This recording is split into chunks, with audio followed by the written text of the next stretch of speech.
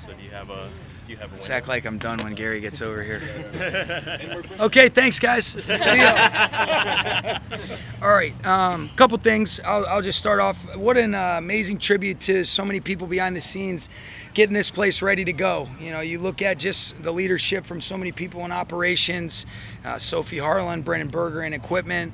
You know, I think Tony Pastores, Kevin Demoff deserve a ton of credit, as well as Otto Malley. And we're really excited. I mean, you come in here and, you know, getting over here yesterday and the amount of work that's being done, that's still to be done, I think just the functionality, the thoughtfulness that went into this, it's going to be helpful for us. And I think the players are excited about it. I know the coaches and everybody else feels that way. Ronnie Rivers was sick today. Stetson Bennett was tending to a family issue. Everything is good with him, so there's nothing to look into other than that. He'll be back on Wednesday when we practice. And then as far as the Ernest Jones stuff, you know, we never said that he requested a trade. And so we've had communication with his representation, and I'm going to leave that in-house for now. But other than that, you guys have no questions. I'll see you guys tomorrow. Go ahead. Do you expect Ernest to be back at any point? You know, we're just working through some different things, and so, you know, we're just going to take it a day at a time, Jordan.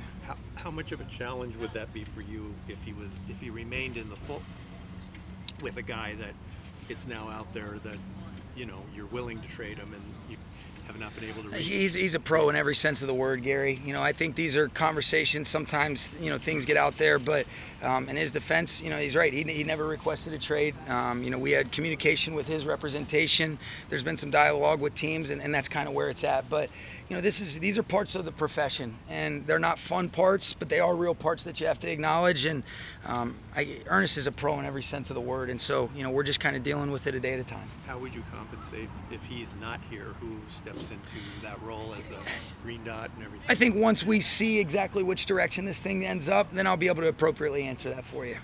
Is there a timeline which you'd like to have it resolved by?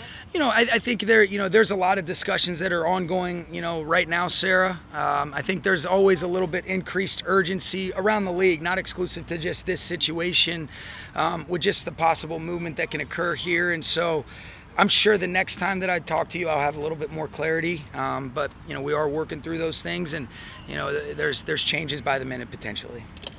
What happened with Valor Jackson? You know, it was a personal, you know, conduct issue, and we'll keep that in-house. When were you made aware of the situation? I would say, when was it, Artis? You know, a week ago maybe? Yeah. So this was not something you guys knew was under league evaluation? It was. You know, I can't remember the specific timeline, but this is something that you potentially knew could fall under it. But again, you know, out of respect for the privacy of just the whole situation, it was something that we potentially thought could occur. As far as knowing if there was exactly going to be a suspension or not, I found out when we were in Houston. Sean, you've had some, not a lot, but you've had situations in the last couple of years that have arisen with players off the field stuff.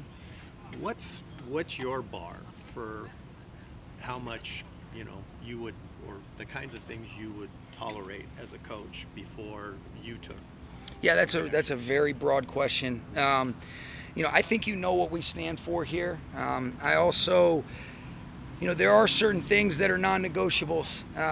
You know, and what I would say is, I think I would be really being hypocritical if I said I've never made mistakes. You didn't have some sort of forgiveness. I think there are certain things that, you know, deem more appropriate, you know, punishment. But the things that I'm very specific on, I think, you know, the things that come to mind immediately are any time that you're talking about women and children that are involved being mistreated. But, I mean, and those have never been an issue with anybody that we've had here. So, but I think what you'd want to be careful of is pigeonholing yourself into a one-size-fits-all approach. I think you want to understand exactly all the parameters to be able to make educated decisions, and I think you know, there's flexibility to that. But I think you also know that we stand for, you know, character individuals, people that you know, you want to be able to give forgiveness, but you also want to understand, you know, what are the ramifications and what is the platform and the blessing that we're fortunate to be in, you know, in the NFL and being a Rams employee. And those have been things that we've been pretty consistent with, you know, not pretty, we've been consistent with it in the going into year 8 for me. looks like Puka and Darius both started working back in today. Yep. Where are they at? Jonah as well, and Jonah was a little bit last week, Stu. They're making great progress. We expect them to, start to ease into full speed workouts and different things like that, with the expectation that they'll be ready to go for the Lions game. Just backing up just a minute. Yep. I know you're wanting to keep it in-house, but was there any sort of a legal process that had to wrap up on this matter? No, there wasn't anything like that. No. And I'm asking because I just saw him. Are you guys hoping to keep Boston? I know you waived him, but Boston Scott potential practice squad. We're working through those different things. As of right now, that wouldn't be something that we would explore. But we'll see. Yeah. What's Rob Havenstein's situation? I think he said on the broadcast that you'd like to listen to the broadcast, huh? Wasn't in Houston. I know. I noticed. At some point. So Yeah. do you expect him at some point to be back before the opener, or is I think there's a possibility. There's a possibility that he misses it. So we've got to be able to plan accordingly. I think what's important is, with Rob, he's got such experience, Gary, that you want him to be able to return to performance. And, he's a guy that he's going to be out there as soon as possible, but I think there is a difference between return to play, return to performance. He knows what it likes. He knows what it looks like to be able to feel good. It's never ideal, but here's what I will say is a positive, and I mentioned this the other day. I think we've been able to get a lot of depth developed, especially at the offensive line. Would you love Rob and Alaric to have been out here the whole time? Yeah. But do I think we would have seen the growth and maturation of a Warren McClendon? He wouldn't have gotten the work that he's gotten, and I've been tremendously impressed with him. Joe Noteboom being able to settle in at some different spots at the tackle position. I think he's been really good, and he's been a really good football player throughout his tenure. I'm really proud of Joe. And then there's even some interior guys that got an opportunity. Logan Bruss is a guy that has continued to develop. What a cool story it is. And I was really impressed with Bo Limmer's maturity, being able to do some different things last week, especially against another front with physical players on the interior. Will Rob be an injured reserve candidate? No, he won't be. No, he won't be that. With the 53-man rosters being announced tomorrow, what's kind of your process with the other coaches to make those decisions? Oh, it's collaboration. There's ongoing dialogue. I think what's great is the film is the best evaluator, and then obviously how the guys act, interact, and respond, with everything that we do, not exclusive to just out here.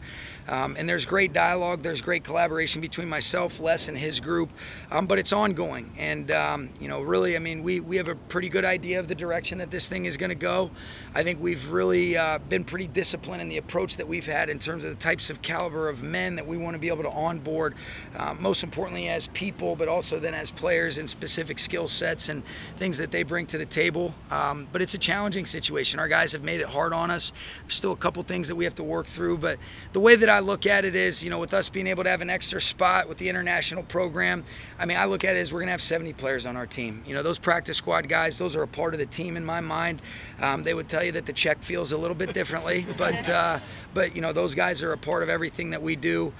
So we always look at it as 53, what's the projected 48 on game day, and then ultimately the 70 players that will complete our practice squad, with it being 16 guys plus one international guy. Expect Jonah to That's one guess. I do. Jonah to go week one as well? Yeah, definitely. That's the expectation. All right.